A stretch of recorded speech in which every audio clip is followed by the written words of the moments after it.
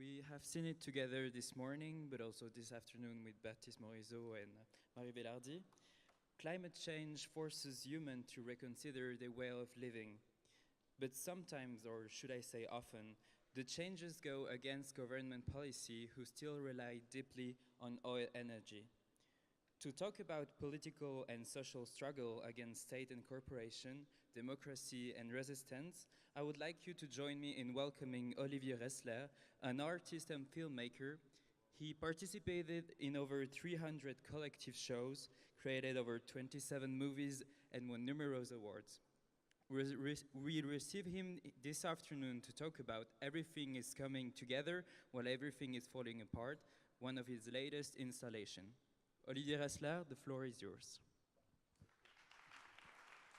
It's a pleasure to be here.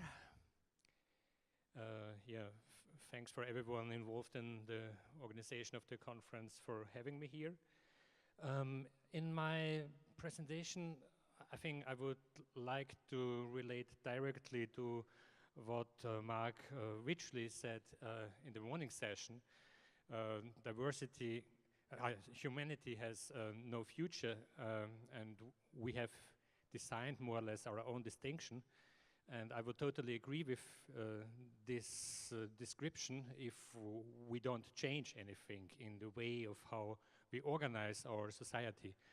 And I think a very important aspect that has not been yet highlighted that much is resistance, our social movements. I think we have to become again the protagonists of our future, and we have to struggle to reshape how our society and how our economy functions. And if we won't manage this, then we're probably really fucked. So I will start talking shortly about a project I did in 1996, which is one of the first projects I did ever after I graduated the Art University. It's titled 100 Jahre Treibhauseffekt, 100 years of global warming or of greenhouse effect. And it refers to a text that has been written in 1896 by the Swedish scientist Svante Arrhenius. And in a scientific journal, he more or less tried to prove that something like a global warming, an increase of the temperature on the Earth caused by the activities of the human beings exists. And I think he was quite successful with this. At that time when it was published, at the end of the 19th century, it was very contested and it caused quite a huge controversy. But I think it's quite amazing that it takes more or less more than 120 years from the time that science actually describes quite clearly a relationship and the slow pace of it needs that humans react to it.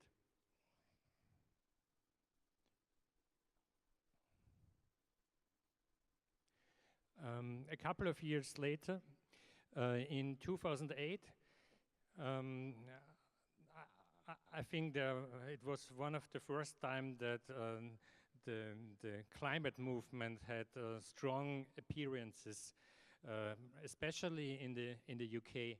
And I participated in one of the climate camps there, which was very close to the coal-fired power plant Kingsnorth, in the neighborhood of London.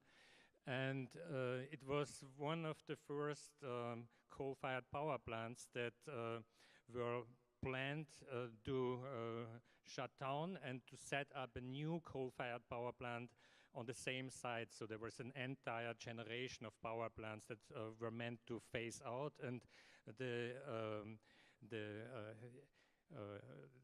corporations, they had nothing else in mind than to set up new power plants there. And of course, it was very clear that this should not be the case, and that there are so many other possibilities of how to produce energy. So there was quite a bit of resistance to it. And these climate camps were also a method of how to bring hundreds and in some cases even thousands of people close to these remote areas where the power plants are located in order to start activities from these climate camps that could even go to block the power plants and to attempt to shut them down. There was no filming allowed in the climate camp, so I'm working primarily with moving images. This time was the first time I worked on a slide installation with sound, as it was possible at certain times to take pictures and to record audio, and then I combined these two elements in the editing process. And this resistance was quite successful, so this the Kingdorf power plant has not been replaced afterwards through a new generation of coal-fired power plants.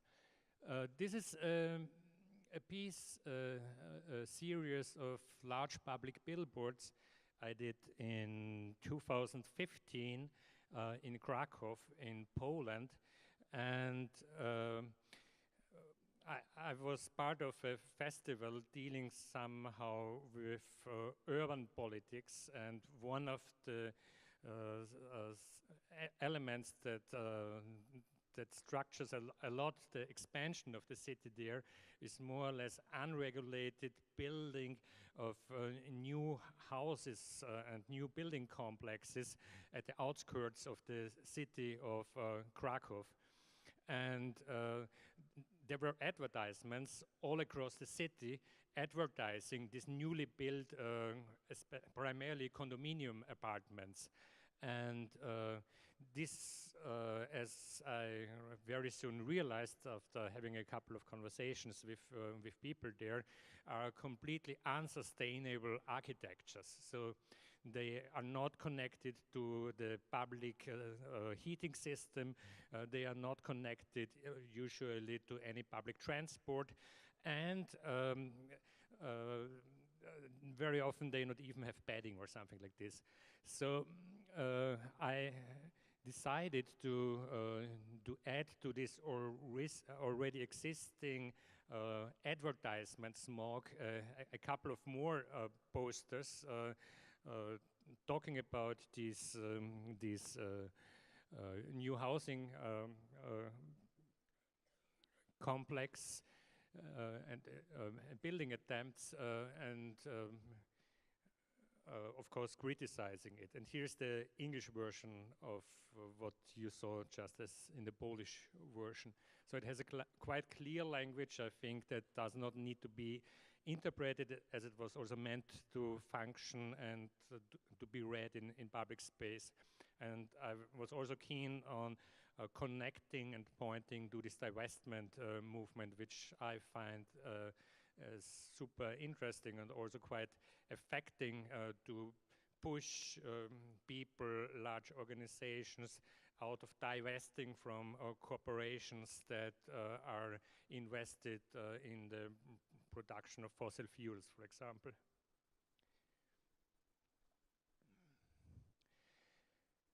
And yeah, as you know, and it was also referred to already in one of the previous talks, there are these negotiations within the United Nations about climate change, and they have been going on already for more than 23 years. So a few weeks ago, the COP23 that took place in Bonn in Germany was ended, and interestingly enough, in this agreement in the COP21 that was discussed in Paris, central elements when we talk about global warming and how to reduce carbon emissions like petroleum or gas or trade are not even mentioned as words in these documents that are issued from there. And this is in particular strange as, for example, products that are being produced in Asia and are being consumed in Europe, for example, they have usually something like 6 times the carbon emissions than if the same product would be produced in the area where it is being consumed. So therefore, this so-called free trade system is of a central a central cause also for global warming. And if you really want to take it seriously to fight against global warming, then free trade is the first thing that needs to be targeted. And this is just a photo montage I did showing sinking container ships and vessels that was installed in different locations and contexts. And that leads me directly to the main project I would like to talk here about. It's titled Everything's Coming Together While Everything's Falling Apart. And it's actually an ongoing film series focusing on the resistance to global warming. And I focus on different events I find interesting and do a short film about it, usually between 12 and 30 minutes. And the first one I did is on the demonstrations against the COP21 in Paris, which took place in a state of emergency where actually there was no right to demonstrate in the city. It was banned by the state. And the second piece I did is on these Ende Gelände activities, which are about these open pit coal sites in Germany once or twice per year, where thousands of activists in an action of mass civil disobedience enter the surface mining sites and try to shut down this central infrastructure of fossilized capitalism. So this is an installation shot from the MNAC, the National Museum of Contemporary Art in Bucharest, which was the site where this piece as a 2-channel video installation was presented for the first time. And in the past months, I added a new one whenever I was ready to add a new one. So here, this is a presentation at the Herbstsalon in Berlin that was, I think, in October. This year, I already added the third film, which is on the ZAT. The ZAT is can be seen as probably the largest autonomous region in Europe, where the police does not go, where the state has no say anymore, and it emerged out of a situation when already for many years people in the region of Nantes in France were resisting the construction of a new airport there.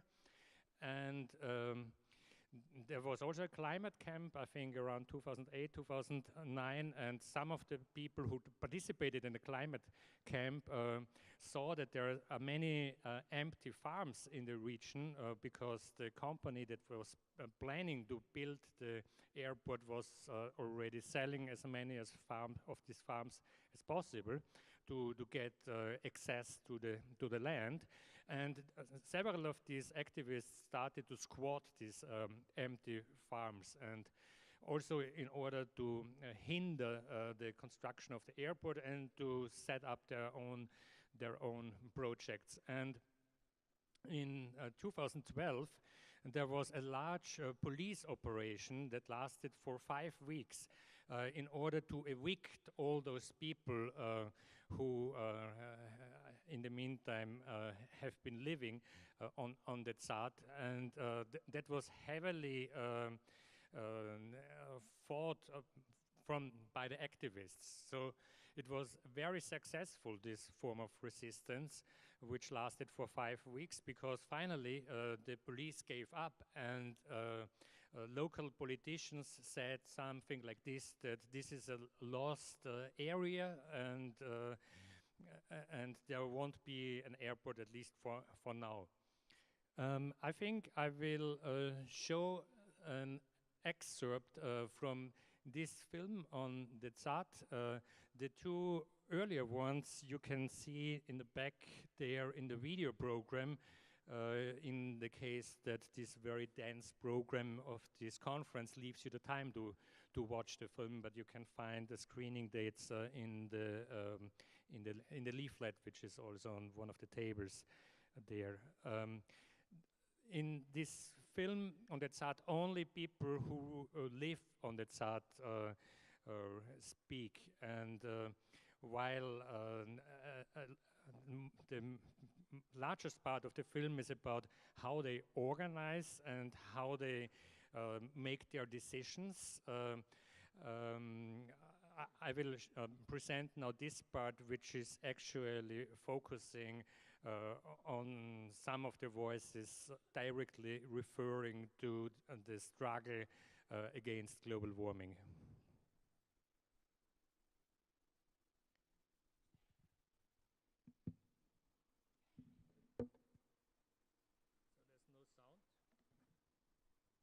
There's no sound. I think we have the same problem as in the morning. Is there a technician?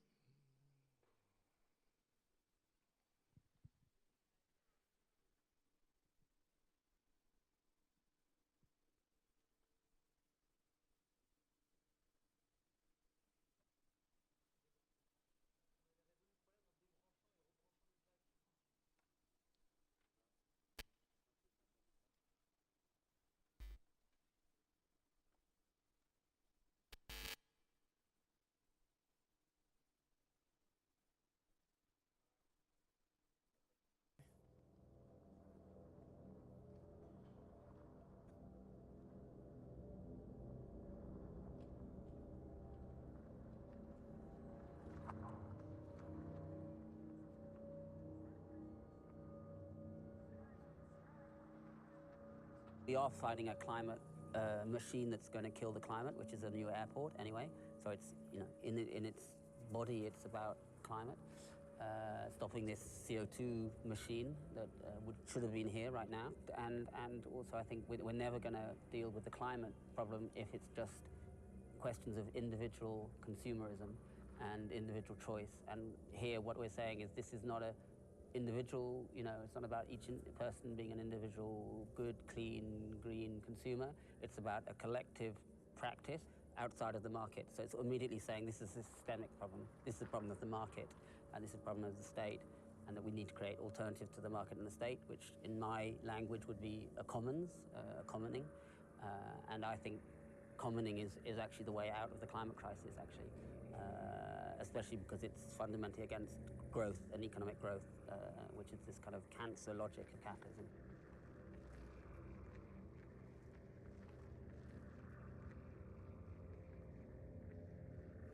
Everything we do and everything we defend and everything we resist is all about climate change. Like without having to say, without having to label it as saying, when you fight against the consumer market state logic and you try to organize production and every aspect of the life the way we do, I think that in essence this struggle can be seen as a fight against what, because climate change is not a problem in a vacuum. Climate change is at the same time the outcome and the symptom of like over-industrialized capitalist system.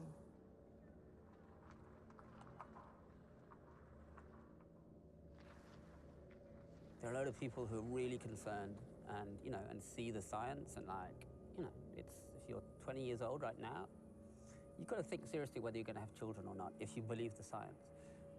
And that's a shift change. That's a paradigm change in politics. And unfortunately, a lot of those people are going towards alternatives. I want to find alternatives. I want to find an eco-village. I want to find organic. I want to find a cycling thing. If we just have alternatives without resistance, then we will fail, because just on a basic level, if they continue to build airports, continue to burn coal, continue to dig for oil, continue to build big capitalist infrastructure projects, it's going to be a desert anyway. So all these alternatives, all their kind of, these nice little community gardens, they're going to be in a desert or overrun by people who are escaping parts of the planet that they can't even live in anymore. So you have to, I think what's beautiful about the ZAD is it shows that you have to create the alternatives and resist at the same time. It's like the DNA of revolution for me is like saying, yes, this is how we can live, and no, this is not going to happen, and we're going to block it, and we're going to stop it, and we're going to destroy it. Because if you don't, then you also have a danger of becoming a kind of laboratory of green capitalism. So all these alternatives, they're not in struggles, they're not involved in movements, they forget who the enemy is, and then they get bought out and become part of a new form of capitalism. They become a kind of a seedbed, a laboratory, a kind of, for a startup. So I think the ZAD really shows the yes and the no, and therefore that's super important with the climate struggle and the movements that are going to be coming out of in the future, I think, to show that you can't separate creation and resistance. And the fourth film I just finished, I think, 1.5 weeks ago, is dealing with the Code Route, which was an action of mass civil disobedience in Amsterdam in June 2017, in which a couple of hundred protesters blocked the second largest coal harbor, which is located in Amsterdam, the second largest European coal harbor, in an attempt to shut down this important infrastructure also for fossil capitalism. And I will also show an excerpt here quickly, as I seem to run out of time.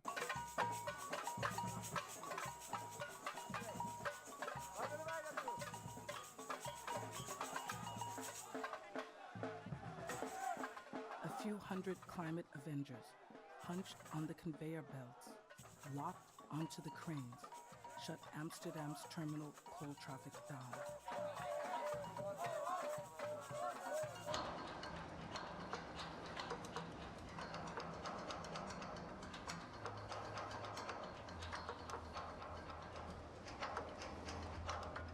Code rude, code red, cold weather is back.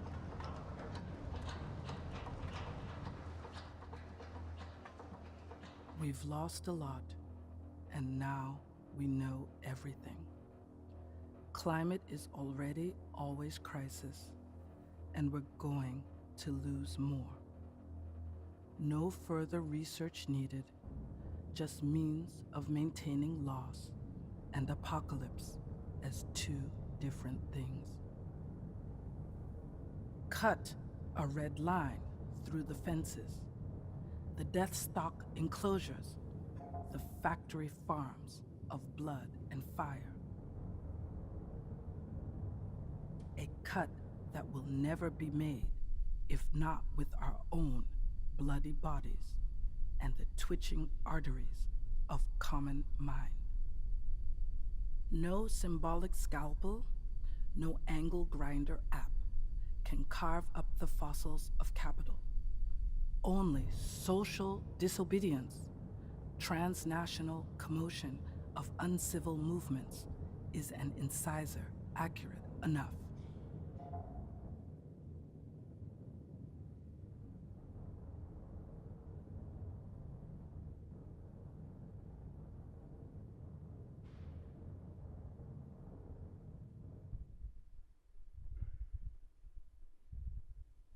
Time is running out for chances of escaping splatter-style science fiction, a role for everyone in Capital's great book of climate revelations.